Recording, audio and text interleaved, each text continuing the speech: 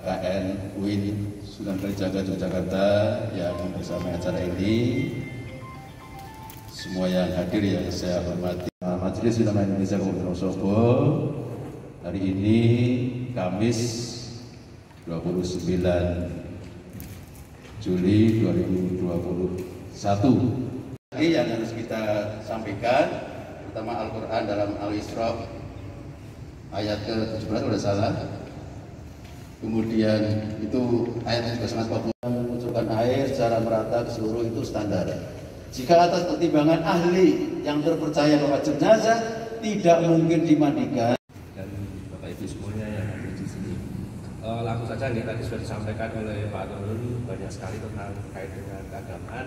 Kalau dari dalam itu balik ke atas nih, jadi kalau kita dobrak ke luar, dia juga akan menampung.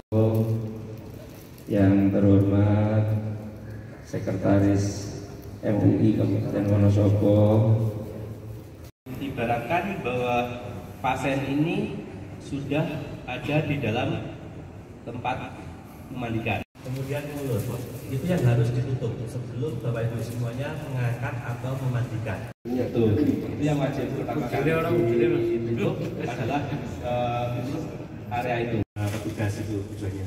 Motor plastik bisa ya? Apa? Motor plastik ada. Coba. Supaya petugas itu aman dari cairan untuk menggunakan ini dan dia kedap air. Tujuannya itu. Apa cukup? Boleh, tetapi kalau tidak cukup ini kan sebenarnya bisa masuk, ini sebenarnya itu memang untuk masukkan jenazah. Langsung jenazah ya gitu. Tapi kadang-kadang kan kita sulit gitu ya. Nah, kalau ditata sekalian seperti Baik, Assalamualaikum warahmatullahi wabarakatuh. Jadi bimbingan teknis pemulasaraan jenazah muslim yang terinfeksi virus corona ini dalam rangka untuk memberikan kepastian hukum bagi masyarakat, terutama kepada para keluarga yang keluarganya meninggal karena COVID-19 ini. Baik dari sisi medis, protokol kesehatan maupun dari sisi syar'i.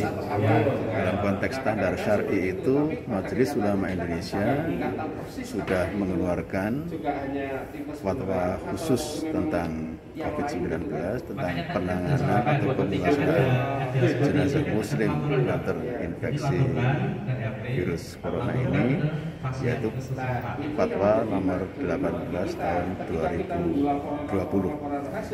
Dari fatwa itu sudah mencakup berbagai aspek yang terkait dengan pemulasaraan jenazah, baik dari segi syar'i maupun dari segi medis dan standar protokol kesehatan. Sehingga dengan BINTEK ini kita ingin meyakinkan kepada masyarakat bahwa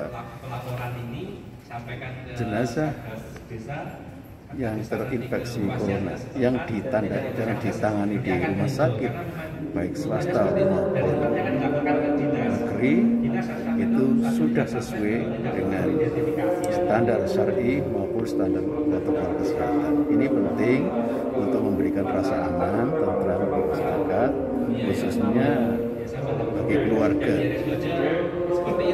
jenazah atau sahibul musibah.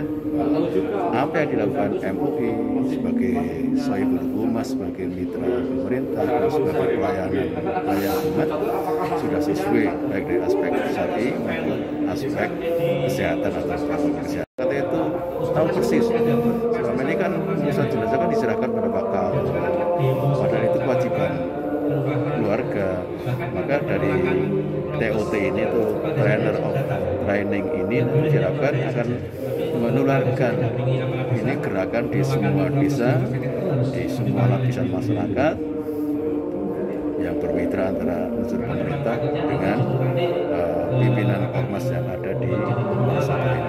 Saya kira itu intinya, kita ingin memberikan kepastian hukum tentang penanganan jenazah baik dari segi syariat maupun dari segi medis atau protokol kesehatan. Saya kira itu. Terima kasih. Assalamualaikum.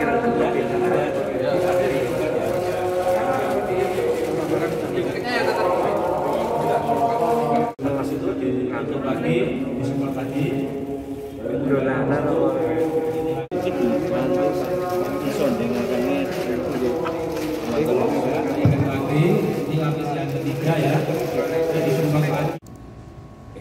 Terima kasih. Assalamualaikum warahmatullahi wabarakatuh.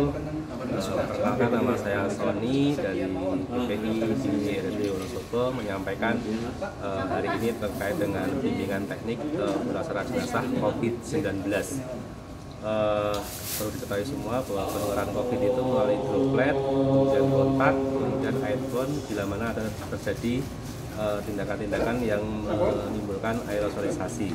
Nah, yang perlu diperhatikan Bapak Ibu semuanya, pada saat pemulasaran jenazah ini adalah bagian-bagian lubang daripada jenazah itu harus tertutup semuanya, dan itu boleh menggunakan desinfektan. Kalau yang sudah didapatkan itu adalah klorin ya, atau Baiklin. Jadi semuanya harus tertutup rapat, baik itu kedua hidung, kemudian mata, kemudian telinga, kemudian mulut. Kemudian baru dilakukan memandikan minimal oleh 2 orang. Di situ dilakukan ada 4 lapis ya, dari masing-masing lapis itu selalu dilakukan desinfektan. Kemudian yang terakhir adalah menggunakan kantong peti, sehingga harapannya pas jenazah yang sudah dimandikan secara protokol kesehatan itu sangat aman dan tidak menularkan, sehingga siapa saja boleh melakukan atau ikut memakamkan di liang lahat. Jadi tidak harus menggunakan hazmat, tidak menggunakan face shield, sebagainya. Yang paling perlu adalah menggunakan sarung tangan dan menggunakan masker bedah. Dari awal pandemi sampai sekarang SPO kami masih sama bahwa rilis yang dirilis sampai sekarang penularannya adalah melalui droplet, sehingga pulasara standar prosedurnya masih sama dari awal pandemi sampai sekarang, sehingga tidak ada perbedaan walaupun ada penularan yang lebih cepat ya, ada delta itu, tetapi untuk penularan jenazah masih sama seperti yang dulu. Kuncinya adalah menggunakan APD, kemudian menutup bagian lubang-lubang itu. Untuk pelatihan ini adalah dari seluruh masyarakat mengerti, memahami, sehingga dari masyarakat sendiri tidak akan merasa ketakutan untuk melaksanakan pemulasaran jenazah. Kemudian yang selalu wajib dilaksanakan adalah protokol kesehatan, menggunakan masker, jaga jarak, menjauhi kerumunan, itu yang wajib selalu ditegakkan situ. Dan yang paling pokok lagi sekarang adalah makan bersama, itu tidak boleh ya, makan bersama, karena dengan makan bersama itu akan membuka masker. Jadi itu makanya sekarang ada pembelakuan warung-warung ditutup ya, tidak boleh makan di tempat karena tidak boleh makan secara bersamaan. Itu yang wajib dilakukan dan selalu berdoa. Itu aja.